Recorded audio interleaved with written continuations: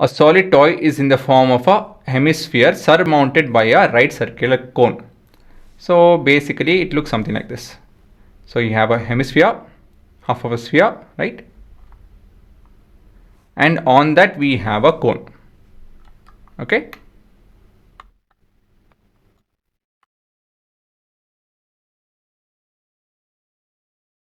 Yeah, agree? Understood? Now,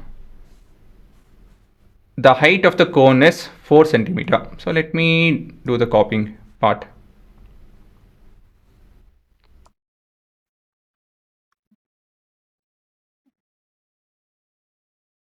So this would be your perfect diagram that I can do.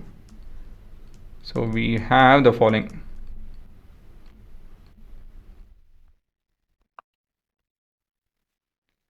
So what do we have? We have a height of the cone to be 4 centimeter. So let me use an appropriate color, I guess. This is 4 centimeter. Then the diameter is 8. So this will be 4. The radius will be 4. Again, always write the radius. Determine the volume of the toy. Okay, we'll do that. So by default, the hemisphere is also 4 centimeter dimension. If a cube circumscribing the toy, then find the difference of the volume of the cube and the toy. So there is a cube that can surround this. So what is the volume, the difference in their volume? There are two different parts. So let's find the first thing, that is the volume of the toy. So we'll go with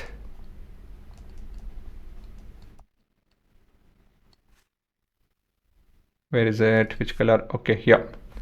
So we have volume of the toy is equal to volume of the hemisphere plus volume of the cone, right? So this would be equal to, hemisphere is 4 by 3 pi r cube plus, sorry, 2 by 3 pi r cube, and cone is, how much is the cone? We are looking at cone being, anyways, we just have to write the formula first, pi r square h. So here we have everything to be equal to each other actually. Even r is equal to h. So we can substitute and take it out, or we can do it here itself. It's okay. Doesn't matter. So I think I'll just substitute pi into radius over here is 4 cube plus 1 by 3 into pi into radius is 4 square into height. So this is basically 2 by 3 pi 4 cube plus we have 1 by 3 pi into 4 cube. So we have pi into 4 cube, that is common, and we have 2 by 3 plus 1 by 3. So this is nothing but 1, right? And so this is 64 pi centimeter cube. Again, I'm not taking the value of pi because if they wanted us to take value of pi to be 3.14, they would have mentioned it. And if it was divisible by 7, I would have taken it as 22 by 7. Since neither of this condition is satisfying, I'm just taking it as 64 pi as my final answer. And generally your book answers are also expressed in terms of pi's, so not an issue. So you can end up with this. So we have a cube surrounding this, guys. So what is the dimension that it needs to have? By default, it needs to have 8. If not, it won't be able to cover the entire thing. Since it's a cube, right? It's a cube or cuboid. Find the, cube. So it has to be 8, 8, 8 and 8. So we'll mention that volume of the cube, the dimension of the cube,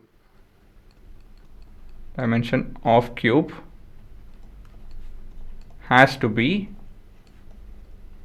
8 centimeters as the height of the cube, height of the toy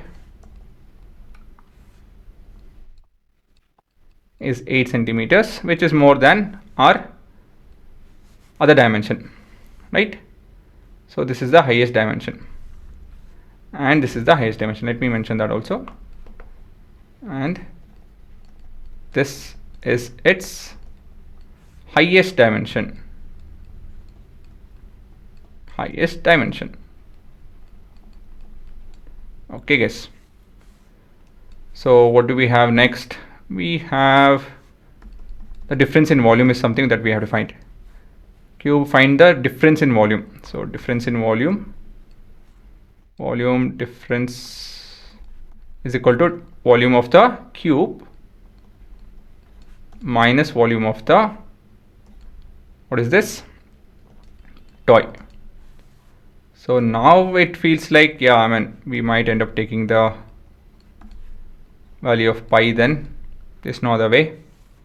So this is 88, 64. Oh yeah, we have to take the value of pi. So we have 8 cube minus 64 pi. By default there is 64, that is common. Agree? So we have this to be 64, and you are left out with 8 minus pi, that is 3.14.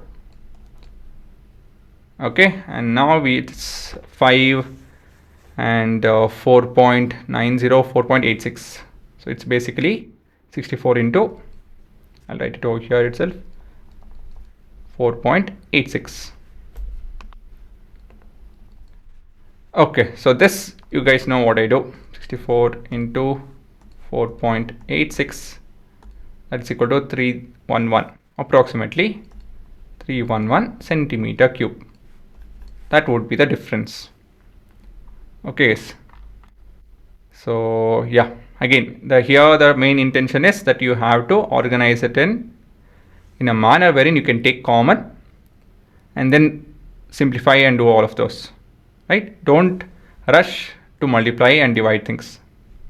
Cancellation is a good thing, but yeah, at least try not to multiply things.